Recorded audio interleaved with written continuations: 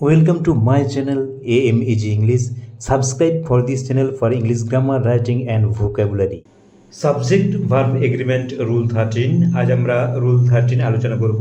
Already আমরা 12 rules discussion করেছি subject verb এগ্রিমেন্টের উপর। তোমরা ভিডিওগুলো দেখে নেবে।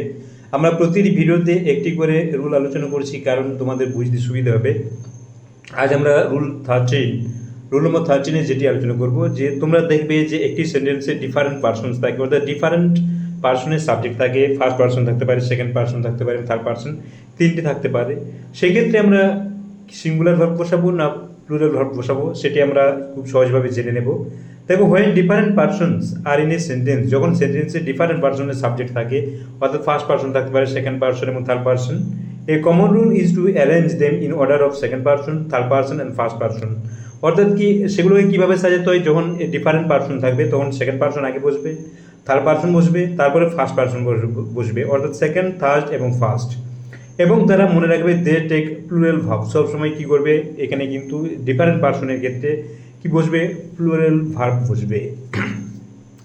অর্ডারটা তাহলে কীভাবে হবে, সাবজেক্ট কীভাবে বসবে, সেকেন্ড পার্সন আগে বসবে, সেকেন্ড পার্সনের subject, third person. Second person কোনটা তোমরা যদি না জেনে থাকো জেনে নাও।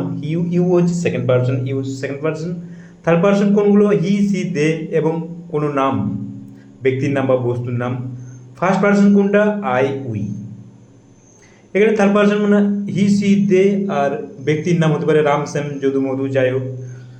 ফার্স্ট পার্সন কোনগুলো, আই, উই। তাহলে তোমরা এইখানে এটাও জেনে গেলে যে থার্ড পার্সন কোনটা, ফার্স্ট পার্সন কোনটা, ফার্স্ট পার্সন এবং সেকেন্ড পার্সন কোনটা। এই রুলটি মনে রাখার সবচেয়ে সহজ পদ্ধতি মনে রাখবে, আজ পর্যন্ত কোনো ভিডিওতে বলেনি।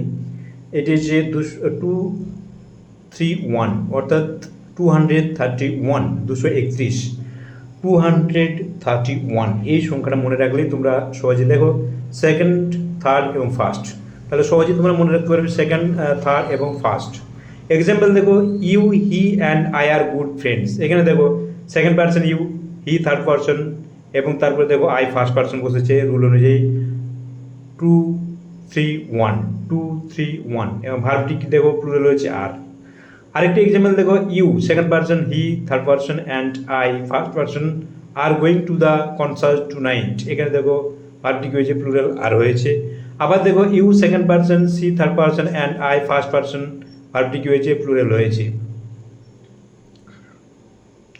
You, she and I haven't seen the tiger yet. আবার দেখো, you, they and I are ready for the challenge.